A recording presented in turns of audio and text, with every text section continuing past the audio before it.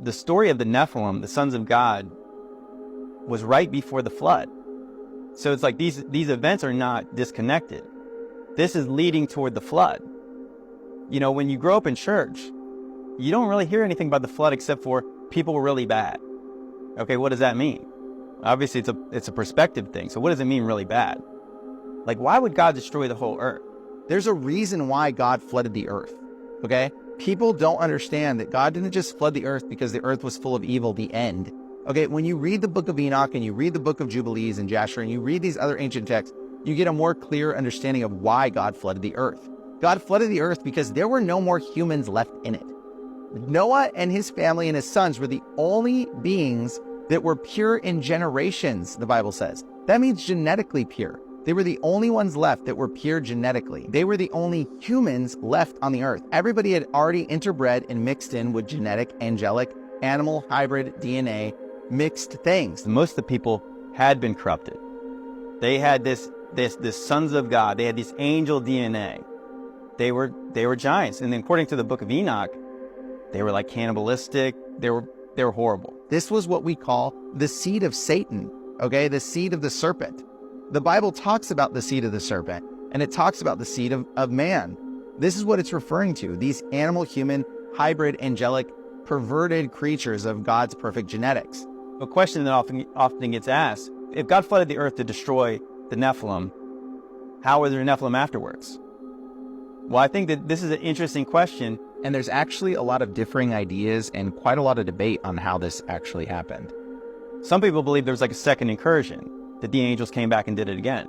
Some people believe, yeah, there was some kind of a science-y thing they did. They did some kind of a witchcraft, something to bring them back. When Noah's sons chose their wives, they may not have been pure in genetics because they weren't the only ones that were pure in genetics, like the Bible had said. They may have had distant Nephilim, angelic DNA bred into them in some way, because the Bible says that the Nephilim were there in those days and after. So somehow the Nephilim, some remnant of them, survived the flood, okay? And that remnant came on the boat with, I believe, Noah's sons' wives. And they were reintroduced into society via genetic Punnett square random chance that a giant was born out of one of their children. And that giant became its own tribe of people and took over the whole promised land. Because I believe there was a second incursion. The angels did it again. If you read in Genesis 6:4, it says, the Nephilim were in those days and also afterwards, when the sons of God came into the daughters of men. So before and after the flood, when the sons of God came to the daughters of men.